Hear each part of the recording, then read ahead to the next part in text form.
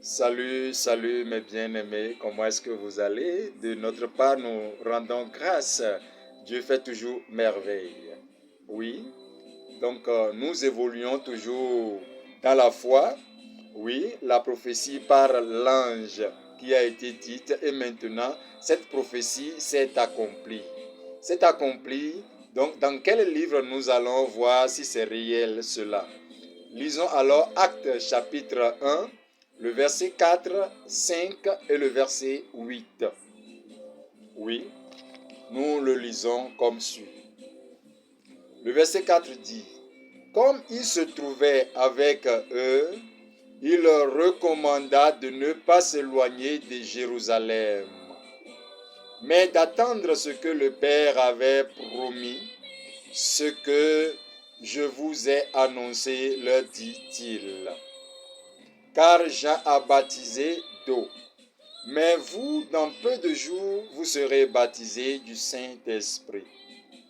Mais vous recevez une puissance, le Saint-Esprit survenant sur vous, et vous serez mes témoins à Jérusalem, dans la Judée, dans la Samarie et jusqu'aux extrémités de la terre.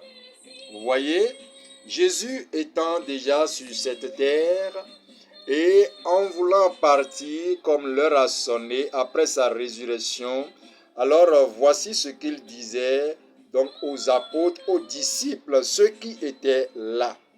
Il leur donna alors l'ordre de ne pas quitter Jérusalem, mais d'attendre jusqu'à ce que le Père va envoyer ce qu'il a promis. Et comme il leur avait annoncé, voyez, puisque Jean avait baptisé d'eau, mais eux maintenant, ils ne seront plus baptisés encore d'eau, mais dans peu de jours, ils seront baptisés du Saint-Esprit. Et pourquoi ils seront baptisés du Saint-Esprit? Oui, parce que le Saint-Esprit qu'ils vont recevoir serait comme une puissance qui va survenir sur eux, qui serait alors leur force, ce qui va faire qu'ils seront des témoins à Jérusalem, dans la Judée, dans la Samarie et jusqu'aux extrémités de la terre. Est-ce que vous voyez cela? Donc, pour avoir le courage d'être véritablement un chrétien, il faut recevoir le Saint-Esprit comme les apôtres l'ont eu, comme les disciples l'avaient eu, comme c'était une promesse à eux. Est-ce que vous voyez? Donc, en d'autres termes, on dit un jour qu'il prenait repas avec eux. Vous voyez? Donc, c'est le jour où le Seigneur prenait repas avec ses disciples qu'il leur a donné cet ordre, en leur disant tout simplement, ne vous éloignez pas de Jérusalem. Donc, attendez le Père, ce qu'il a promis. Quel est ce don-là qu'il avait promis? Donc, c'était capital. Et en même temps, il leur a redit que Jean-Baptiste avait baptisé d'eau. Mais eux maintenant, ils étaient déjà baptisés d'eau.